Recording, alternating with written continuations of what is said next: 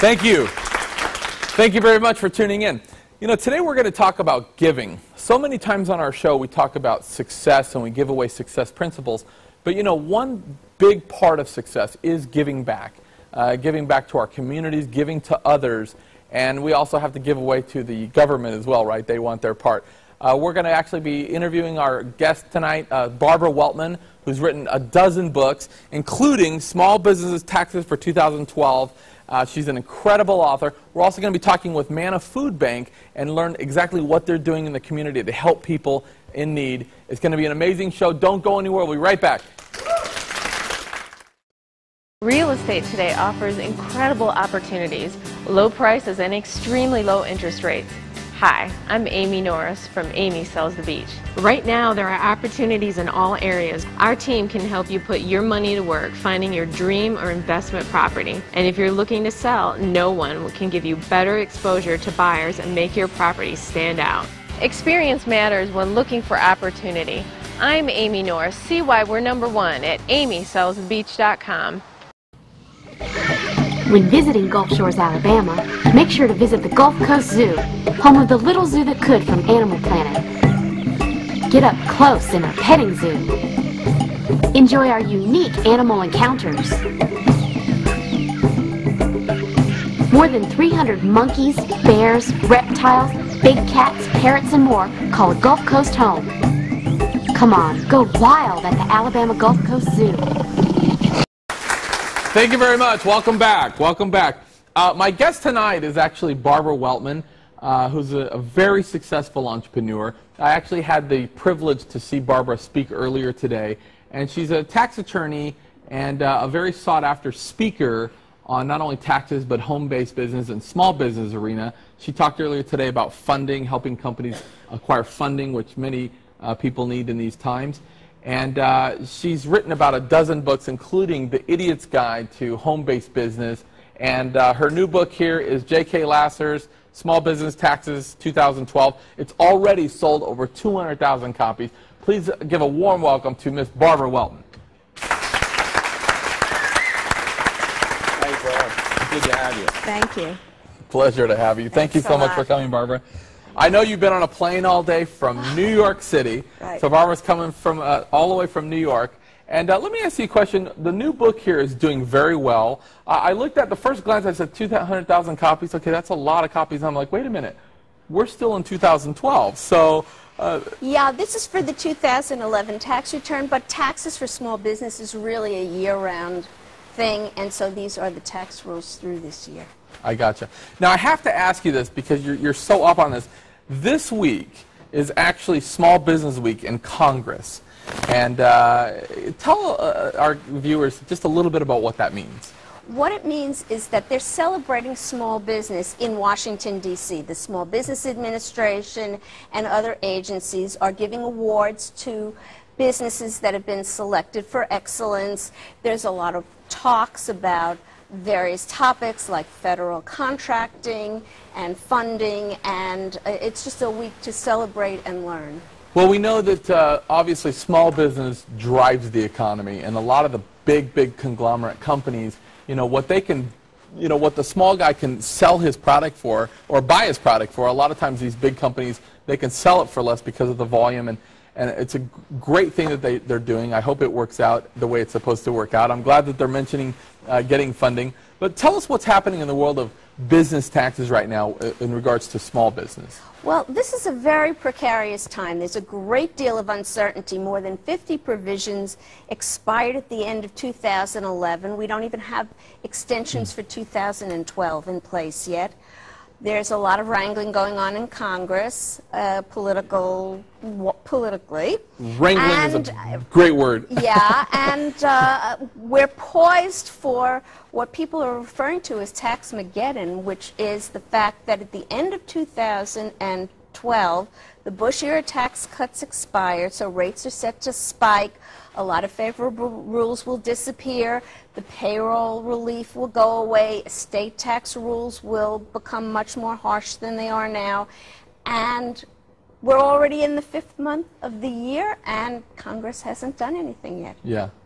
Well, and you know, I mentioned, I like the word tax-mageddon. Is that what you said? Yeah, I didn't make up the That's term. pretty scary. Somebody's been, Do you hear yeah. that? Tax-mageddon is coming. We need to talk to Barbara. I love that. Now, I know that you have written, I got on your website a few weeks back, and I saw just so many books. I'm actually in the process, a lot of people know, of putting out a book this fall, and the process is really a difficult thing, to sit there and you have to find the focus. Tom knows this. Yeah. And I don't know how you find the time or the focus and discipline, but you've written so many books. And why another one? I mean, I know that laws are changing all the time, but you have this new book here. It's doing extremely well. You've written a lot on taxes and also a lot of small business, so you're definitely qualified to comment on what's happening right now in Washington. But this book it's pretty thick. There's a lot of stuff in here. But what was who needs to check this book out? What are a couple of main things in here that people got to know? The point is that small business owners, most of them do use tax advisors, CPAs and such, Right. but you can't run your business calling up your CPA every day. You have to make tax-wise decisions. You have to know what the rules are. You want to stay out of trouble. You want to minimize any errors, and you want to be able to save as much as you can. As the subtitle of the book is The Complete Guide to a Better Bottom Line, so actually that's the whole point of it.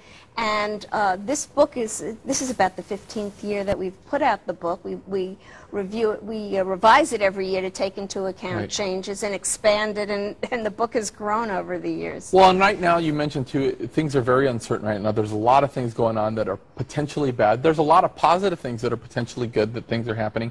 And you know, with this book, and I had a chance to kind of thumb through it. I don't know if I can say I'm going to take on the whole thing, but a really good point you made. I used to talk to my tax guy and drive him a little bit crazy and say, hey, let me ask you a question. What about this? What about that?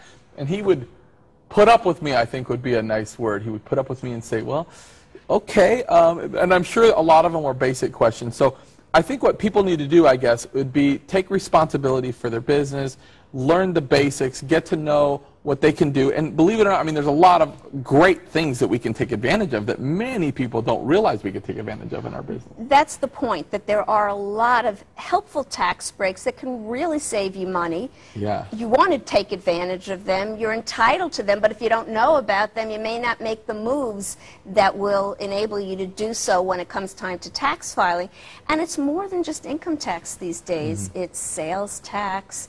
It's employment taxes. There are so many different kinds of taxes. Rules. Let's take a quick break. We want to come back with Barbara Weltman, learn more about these rules.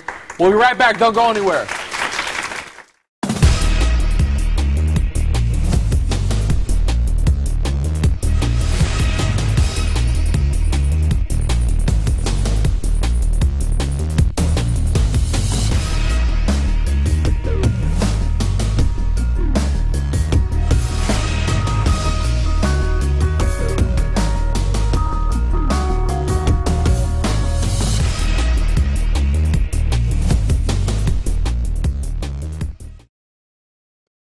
Real estate today offers incredible opportunities, low prices, and extremely low interest rates.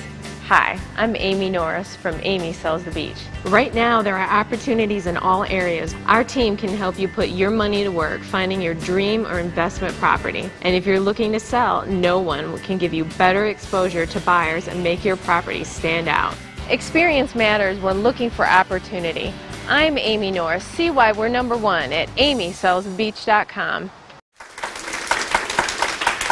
Thank you. Thank you. Welcome back. I'm sitting here with Barbara Weltman, tax attorney, tax professional, national speaker, and amazing bestseller. Has a dozen books here. We've been talking a lot about, right now, the economy. The unemployment rate is up, and it's an election year. There's this week was actually, there's a big movement in Washington about small business. And tell us a little bit of your take on where we're headed, economy-wise. Where do you think we're at? Do you think we're on the rebound? Have we turned a corner? You know, it's really difficult to say. It depends on who you speak with. I know many small business owners are still struggling very much, even though You look at the numbers coming out of Washington, and they show manufacturing may be improving. They show certain numbers, and they seem to be on the uptick, and that looks good, and unemployment rates seem to be coming down.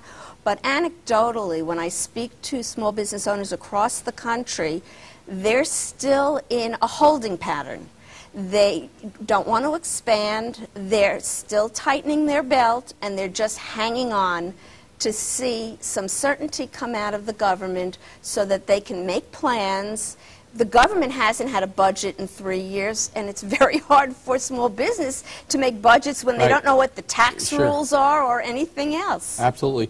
Now, you know, obviously you're an authority on taxes, and you've written multiple books about it, and I know that a lot of people come to you for that. But earlier today, I know that you get a lot really in the trenches when it comes to small business, and particularly today I heard you speaking about funding. You know, there's a lot of people out there with great ideas, and they're like, if I could just figure out a way to get capital.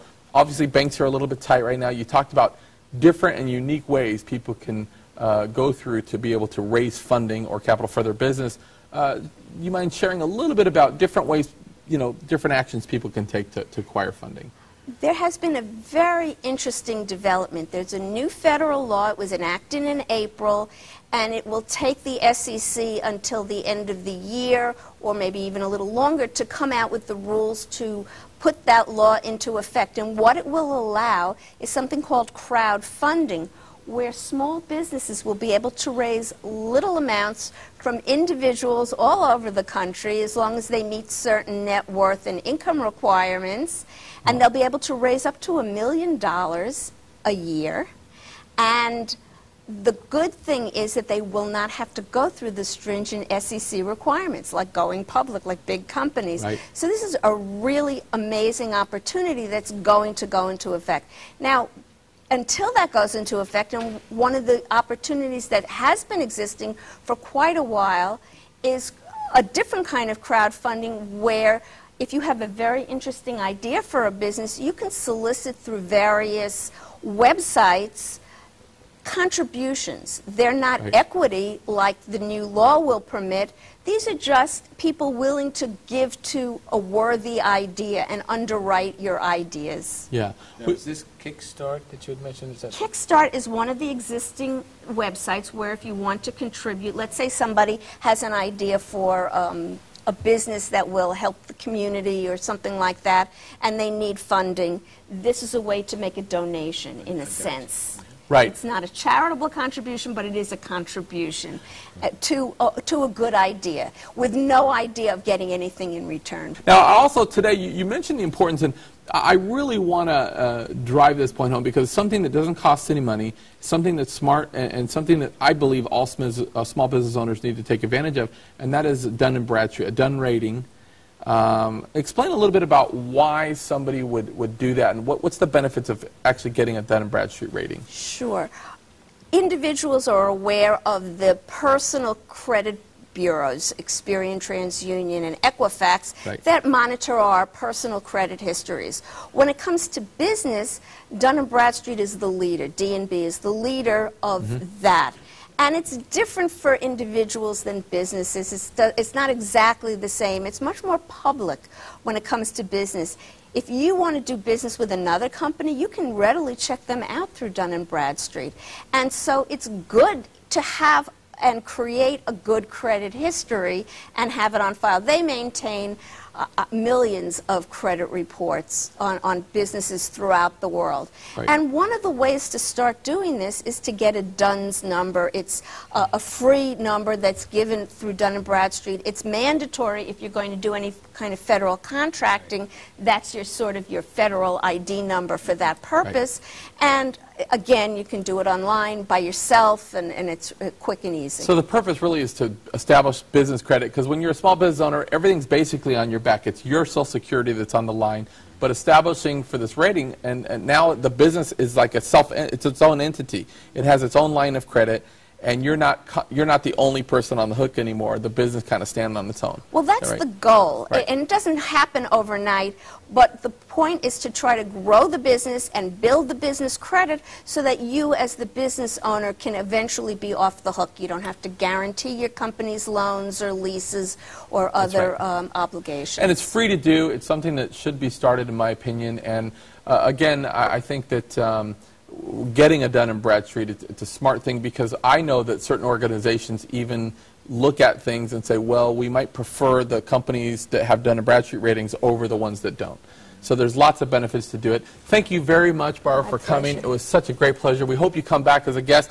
Again, J.K. Lasser, Small Business Taxes 2012. Pick it up. It's doing great. You have to read it. If you don't want to, this will save you money. It'll increase your bottom line. And we appreciate you being on the show. We'll be right back with Manna Foods. Stay with us. When visiting Gulf Shores, Alabama, make sure to visit the Gulf Coast Zoo, home of the little zoo that could from Animal Planet. Get up close in our petting zoo. Enjoy our unique animal encounters. More than 300 monkeys, bears, reptiles, big cats, parrots, and more call Gulf Coast home. Come on, go wild at the Alabama Gulf Coast Zoo.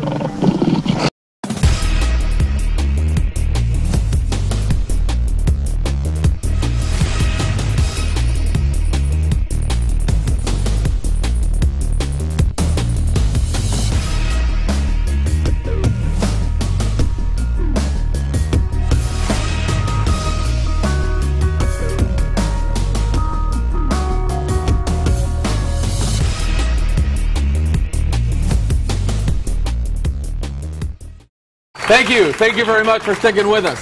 Now I'm here with Dee Dee from Manna Foods. And Dee Dee, tell us a little bit about Manna Foods. I know that I'm familiar with it. I went and did the tour of your facilities. It's amazing. But tell us a little bit about the cause of what Manna Foods is all about. Well, Manna Food Pantries and Gardens, and we have 6 pantries altogether in Escambia and Santa Rosa County. So we're providing 5 days worth of groceries, actually nutritional food to people in need. So you're not giving them suckers and juice boxes. You're giving them real nutrition. We are. Because I'm glad you mentioned that, because I've seen specials on TV. I think recently I saw that like school cafeterias just passed pizza as a vegetable, right? And they've qualified, certain things. So it's nutrition. And let me ask you a question: how many people does an operation like Manna Foods feed? Well, as a matter of fact, Dan, last year 40,890 people found their ways to our doors, and we were able to give them food. And 39% of them are children under the age of 18. That's amazing. It is, isn't it? That's an Almost 40%. That's unbelievable. Yeah. Well, I mentioned I actually went to Manna Foods because I wanted to see what this was all about. And to be honest with you, there's a lot of these type places. We've done seminars before where the admission was, 5 pounds of canned goods or non-perishable items. And then when you go check out the place, maybe the stuff's not getting to them. Maybe it's more about the money side of things. And so I wanted to go down and check it out for myself. And I'll tell you one thing. I was really impressed with the tour. I mean, not only do you provide groceries to people in need, but, there's actually even an option where you'll help them find a place to sleep. We actually refer them to different agencies, and what we find is that people who find their way to our door, they have a lot of different challenges in their lives. Yes. But what's interesting, Dan, is there are folks who look like you and me and your neighbor next door. They're people who certainly are unemployed. There are certainly folks who are in generational poverty, but there are a lot of folks who are employed or underemployed that need help now. Well, I noticed that, and I hate to, prejudge or anything like that, but my impression of something like a food line or something like that was homeless people with raggedy clothes, and they, bad situations happen. But when I went there, that's not what I saw at all. I saw some of that, but I saw a lot of sharp people. I saw guys in blazers and ties that were in line with their families, and I was actually surprised on the type of people that were in line. And again, no matter what we're dealing with in life, lots of people have been laid off. They haven't found work, and it's just such a great outlet you guys provide to be able to get these groceries. Now, when I was on the tour, I do remember too that you not only provide groceries for people in need, but also you grow We do. a lot of your groceries. Is that right? We do. We have actually about 3/4 of an acre that we grow various produce. Last year we had about 4,000 pounds of produce. Wow. And that doesn't sound like a lot, but when you think about it, that's greens. That's When you're huge. talking That is. produce. You can really appreciate that. I know. You know, my daughter and I just built a 4x4 in the back, and because we hadn't done it as a garden for my little 8-year-old, and it's amazing what this thing is putting How out. much food it can put It's out. incredible. It's really something. You know, fresh food is the best, of course, and so we're really glad that we can provide those fresh greens. We've got eggplant that's growing right now, and okra and corn and tomatoes, and so we're doing all that as well. And how is there certain qualifications? Like if somebody is wanting groceries, do you have to, you know, is it very randomly selected, or is it people that you have to be the worst of the worst demographic to be able to do it, or how does that done? I'm sure there's an interview process. There is, as a matter of fact, and interestingly, 100% of our service delivery is done by volunteers. We only have about 7 full-time employees, and the rest is done by volunteers who are interviewing clients. Everyone has to offer 2 forms of ID, Social Security card and then their picture ID as well. And then the volunteers sitting down with them and talking with them about what's brought you to our door today. Why are you here? And we're doing that because we're trying to understand how we might be able to refer them to other agencies. Sure. And we're also trying to figure out if there's some kind of prediction that we can do for what might happen in the future. You know, I'd love to have my crystal ball, but I don't have that, of course. But if I can find out why people are coming to us, if we can see trends, and it helps us to know maybe what to expect. Now, as I said, there are certainly folks who come to us that are in generational poverty, but you know, there are a lot of folks who are in situational poverty, where they just lost their job. It's a tight pinch. You're in this tight spot. Exactly. And you know, looking at them, you might go, well, they don't need your help. But when you find out that you have a paralegal who had unexpected medical bills, and she suddenly had to choose between paying her medical bills or buying food, to her credit, she paid her medical bills, but she had no food in the house for 2 days before she found her way to our door. Wow. So it really varies on who receives our help. We also can only help someone a maximum of 4 times a year, too. So it's not as if someone can come to us time and time again. Live on the system. Right. I mean, obviously there is people out there that try to beat the system. I remember there was one of the singers that's very popular, and he was bragging, a rapper, that he was a millionaire, but he still got food stamps, he still got this, because they can. And so instead of people being able to manipulate the system, you know, it's providing groceries for people X amount of times a year, for people of all different genres, whether it be, you know, generational poverty or just a tight spot, you lost your job, you need that extra couple of months to make it. Wow. And it's non-denominational. Absolutely. So, Really, right. And we're the largest distributor of USDA commodities as well in the region. In fact, a couple of things that make us a little different from most other pantries is, one, we focus on USDA standards for a healthy diet. It would be a lot easier if we just took whatever came in, because we get a lot of suckers that come in, and so it would be great if we could just put anything in the bag. But we're committed to quality, not just quantity of what we're giving our clients. You mean suckers, you mean like candy and stuff. Yes. So you could just bring those like to my office if you Oh, wanted good. to. That's good There's to no know. sense having it clutter your place. Just, I'll give you my address. Okay, He's a great. doctor, too. Yes, Can I you know. believe This is that? scaring me. Ah, it's a No. doctor. You see behind the scenes how it really is. I'm a doctor. Trust me, I'm a doctor. Well, one thing that really struck me when I did the tour is we were going through the warehouse, and they were so precise on counting out exactly. They were weighing everything. They were inspecting the quality of things, you know, even dented cans or things like that. They were, you know, there was a procedure for everything. So it's not just, hey, here's a bag of stuff. We don't know what in there. You got some stuff that, you know, lima beans and stuff that people normally don't need. Here you go. But they really take into consideration not only nutrition, but what people would like. They actually try to pair together things that would go together, so people can actually cook healthy and have something that's good for them and tasty. Yeah, thank you for noticing that. We really put a lot of effort into that. It We shows. put, you know, pasta with spaghetti sauce, and we put beans with rice, and we put canned tomatoes with the beans and rice. So we're trying to help people to understand how to stretch the food that we're giving them. Well, and it's so important to fill that normalcy too. You know what I'm saying? When you've fallen on hard times, you've lost your job, and then, you know, you already feel like, gosh, look at what you know, you already have a low self-worth. and now you're eating this with this food group and this food group and try to put ketchup on it. Right. You know, I was in that situation as a young guy, and it just doesn't make you feel very human. Yeah. And so doing that, I'm sure it's much appreciated. How can we get involved? I mean, we know you do so much for the community. I mean, what can people do in our viewing audience to get involved and help Manna Food? Wow, there's a lot of different ways, really depending on, you know, what you want to do. Now, I'll tell you that all our funding comes from private donations and grants and from corporations. So we're always in need of support, whether it's through cash donations that we then take to run our operation, or whether it's through donations of food. And you can visit our website at mannafoodpantries.org. You can call us at 850-432-2053, and you can volunteer.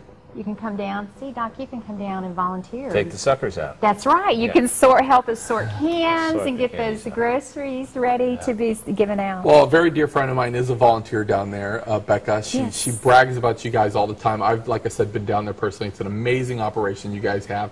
And again, is it better? I mean, I know you take canned goods, non-perishables, different food items, and then also, of course, donations in the form of money. What's preferred? Because I've actually done seminars before where the admission was 5 pounds of canned goods, and from what we can buy them from at the grocery store to maybe the connections that Manna has, is it better in the form of cash donations? It really is, Dan, and I'll tell you why. Because with cash donations, then we can take that and we can purchase exactly the food we need at the time that we need it. For example, right now we don't have any canned tomatoes or canned fruit. We have a shortage of those. So we just bought a shipment of canned tomatoes the other day. We bought probably 3 pallets of canned tomatoes that we need. So if cash is donated and it's designated for food purchase, then it gives us the opportunity to go out, find the best deal, and buy exactly what we need. You know, I'm thinking, too, that it might be a great idea for us, if we can, to sponsor and push this throughout the year, because Thanksgiving, everybody seems to think Manna Food. But there are 364 other days that you need support and help. Yeah. And spreading it out would be a great idea. I appreciate you saying that, because that's absolutely true. Our 6 pantries, we're busy all the time, and so we're open all the time. Well, and you know, the bottom line is we live in a community, and we can't think about what we can get out of our community and our businesses and how much money we can make in our community, but we have a responsibility as citizens to our community. And the fact is, we see these things in third world countries where people don't have food, and we think that's a pretty distant thing from some of the places we might be, but it's really not. It's in our backyard. Almost 40% of the people she's talking to are children. You know, if you remember, I went there and I saw an interview of a lady that had a very small child, and I couldn't hardly talk, because I have a small child and I could relate, and I sat there and I was on the verge of breaking down, because it was roughly my son's age, and it's really touching. So again, Manna Foods, thank you so much, Dee Dee. We wish you the best. Anything we can do to get involved, please, whether it be canned donations of money, food, even volunteering. And give us the website one more time if people want to get involved. mannafoodpantries.org. mannafoodpantries.org. Thank you very much, Dee, for coming. And listen, we appreciate, that's our show tonight. Thank you for watching. That's it. Remember to get involved in your communities, and don't forget to be forgiving of others. Have a great night, everybody.